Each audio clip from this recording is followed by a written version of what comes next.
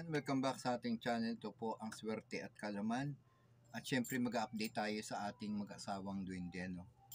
Yan. Syempre dahil sa tapos na tayo magdasal dito sa ating mag-asawang duwende na 49 days sa ating mag-asawang duwende na si Tatay Duwendino at si Nanay Duwendina. No? Nilagyan ko sila ng mga pangalan para makilala ko kaagad sila no, na itong ating mga tangan ay talagang nagdadala sa atin ng magandang pamumuhay na rin. No, dahil matagal na sa atin ito, kailangan din natin talaga ng pahalagahan. Pero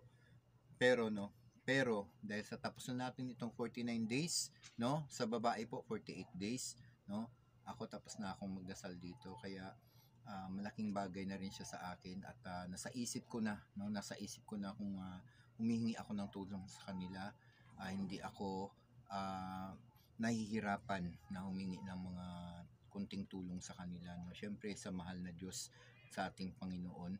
At syempre ito na nga, no, kukwento ko sa inyo, no, meron kasi sa atin na mga tao, no, may isang tao o may mga tao na may tao na parang may galit sa atin na wala naman tayong ginagawa. Talagang yung ginagawa nila ay parang nag-iimbot ng mga lugar na hindi naman nila dapat pakialaman sa atin. Ay humihingi ako ng tulong, no, na mapabago sila, no, mapabago ang kanilang mga isip, mapabago ang kanilang mga pag-uugali. Bahala na ang tangan ko kung anong gagawin sa kanila, basta hindi ako ang nagbibigay ng galit na kung anong mangyari sa kanila, no. Bahala na ang tangan sa kanila kasi wala naman kaming ginagawa.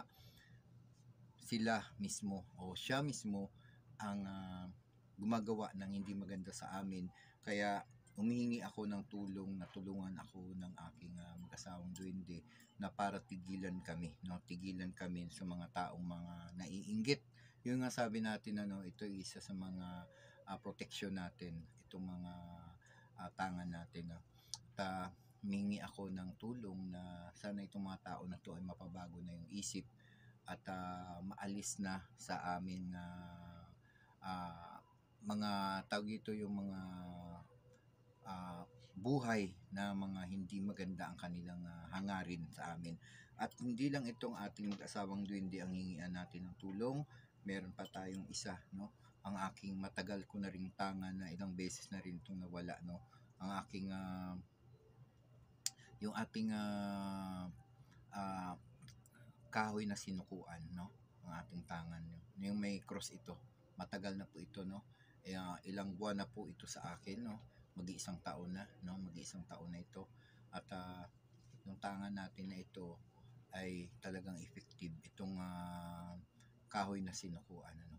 At ngayon ko sila gagamitin na ito, ipagsasama ko, no, susubukan ko kung anong lakas nito ng ating mag-asawang duwende at itong ating kahoy na sinukuan, kasi nga para tigilan kami, no, naiinggit, no, na wala ka namang ginagawa, bigla-bigla na lang papasok sa buhay mo at may mga salitain na hindi maganda at gusto pang maghari-harian, no. Ito gagamitin ko to para lumayo sila sa amin, lumayo sila sa mga inggit, no, yung tinatawag na inggit, yung mga taong wala kang ginagawa pero sila mismo ang lumalapit sa iyo. Ito ang aking gagawin sa kanila ay talagang paaalisin natin yung mga ganyang klaseng mga pag-uugali nila, no. At itong panalangin ko, no, ang panalangin ko sa aking mga tangan, ilayo mo kami sa mga taong mga gumagawa o mga nagsasalita ng hindi maganda sa amin, dahil nga itong mga tao na to ay merong inggit, no, yung parang hindi mo maintindihan kung ano ba ang gusto nilang mangyari sa buhay mo, no, na wala ka namang pinapakialaman sa kanila. Kaya humihingi rin ako na talaga ng tulong sa aking mga tangan na itong mga tao na to ay alisin sa aming buhay, no, na ilayo kami sa mga ganitong klaseng tao. Kasi nga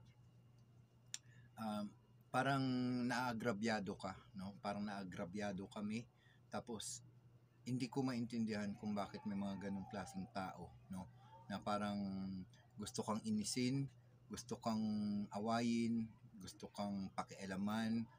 Hindi ko maintindihan kung naiinggit ba, no? Kaya sila, kaya sila nakikita namin yung buhay nila parang hirap na hirap kahit na anong hanap buhay, hirap na hirap pa rin talaga, no? Kahit nag-abroad pa yan, hirap na hirap pa rin sila sa buhay nila, no? Kaya sabi ko nga bakit may mga ganitong klaseng tao na talagang hindi ka parang yung pag nakikita kang may ginagawa-gawa sa bahay mo ay talagang pinapakialaman ka, no? Yun ang hindi maganda sa lahat, no? At saka sana walang pakialamanan kasi may kanya-kanya tayong mga sariling ginagawa sa buhay. Yung buhay na lang nila ang pakialaman nila. Kaya ako ay humihingi ako sa tangan ko na itong mga tao na to ay alisin, no? Alisin ang kanilang mga pag-uugali na hindi maganda, no? At ilayo kami sa mga ganitong klaseng tao. Yung mga maiinggitin, no? Maiinggitin. Ang sabi nga nila, ang inggit daw ay nakamamatay, kaya bala na sila, mamatay sila sa inggit, no? Kaya ang sinasabi ko lang dito sa tangan ko, ilayo mo kami sa mga masasamang tao, no? Kasama na lahat-lahat ng mga inggit, kasama na ang lahat-lahat na gagawa pa lang ng hindi maganda sa amin. Ilayo mo kami, no? Ilayo mo kami kasi kami ay mga tahimik na tao, hindi kami nakikialam at ayaw namin ng gulo. Kaya bahala na ang tangan ko sa kanila na kung anong gagawin sa kanila, no? Sa mahal na Diyos, ilayo mo kami sa mga taong mga masasama, no? At hindi namin intensyon na manggulo at hindi namin intensyon na kung ano man ang gusto nila, no, na mangyari sa amin. Bahala na ang tangan ko sa kanila kung ano ang ibibigay na parusa, no? Na parusa, no? Dahil lahat naman ng ginagawa nating kamalian at kasamaan, may parusa naman talaga sa Diyos yan.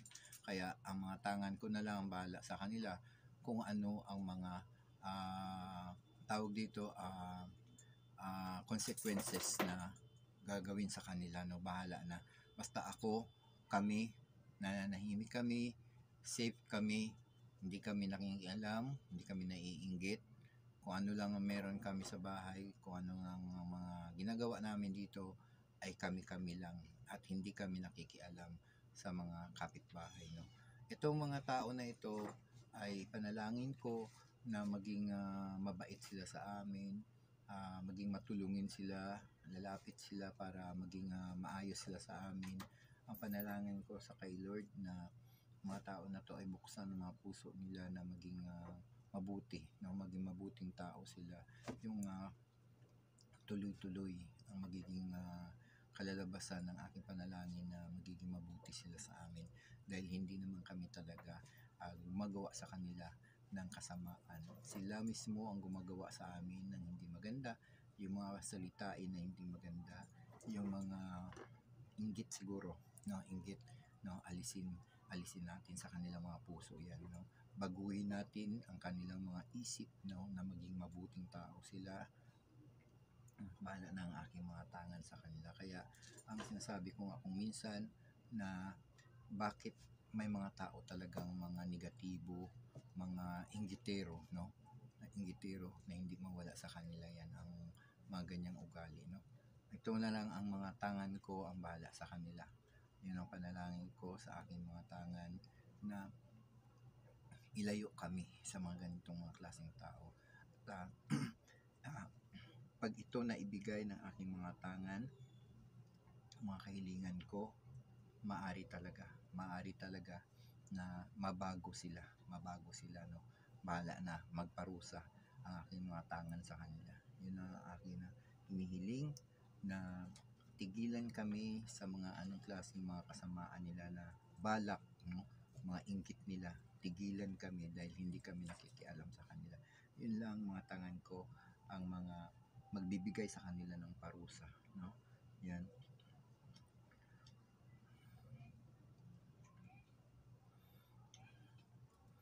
Nalalaman niyo po kung anong result ng aking panalangin dito sa aking mga tangan dahil ayaw namin na na maulit, no? Maulit uli yung ginawa ng isang tao sa amin na talagang parang naagrabyado kami. Hindi namin gagantihan ng mga kasamaan na sa kilos salita, kundi bahala na ang tangan ko na magparusa sa kanila. Yun lang po ang aking sinasabi dito kasi nga parang naagrabyado kami sa mga bagay-bagay na hindi naman namin sila pinapakialaman. Kaya kay Lord, panalangin ko, ilayo mo kami sa mga masasamang klase ng tao. Palayo mo kami sa mga taong mga inggitero. Ipalayo mo kami sa mga taong may balak na gumawa ng hindi maganda sa amin. At ikaw na pong bahalang magparusa sa kanila. Lord, tulungan mo kami sa lahat ng mga dasal ko na patnubayan mo kami, alagaan mo kami, paligiran mo kami ng iyong kapangyarihan, Lord. Yun po ang aking panalangin sa inyo, no? At nabibisyon ko nga po na talagang mangyayari ang mga kaparusahan sa kanila. Yan. Amen po. Yan sa lahat ng mga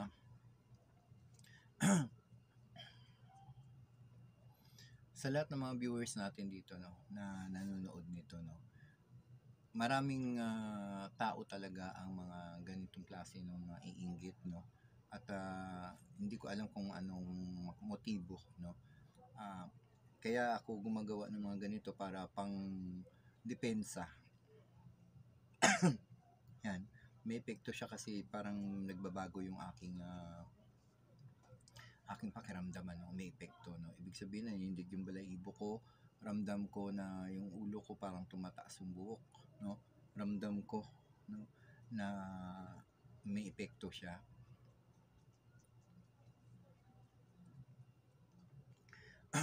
May epekto po yung ating dasal na hindi yung balahibo ko. Tsaka yung buhok ko sa ulo, pakiramdam ko tumatayo, no? At ilayo mo kami, Lord, sa mga taong ganitong klaseng mga may masasamang balak o may mga masasamang bila na lumalabas sa kanilang mga sinasabi, no? Ilayo mo kami, bahala na ang tangan ko sa kanila. Yan.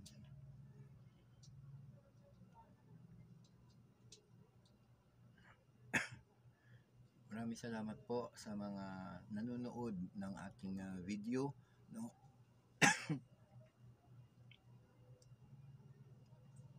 Nararamdaman ko po, no, na hindi talaga maganda, no, ang kanilang mga alikain.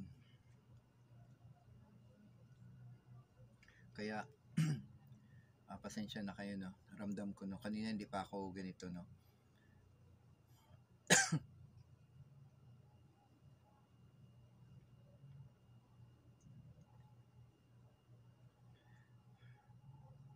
Kaya hindi, no. Kaya mga idol,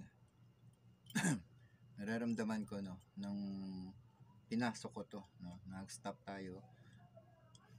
Ito na naman na nararamdaman ko na na-absorb ko po yung ano, no, yung yung kapangyarihan ng tangan ko na may epekto, no, may epekto yung bahala na po siya magbigay ng parusa, no.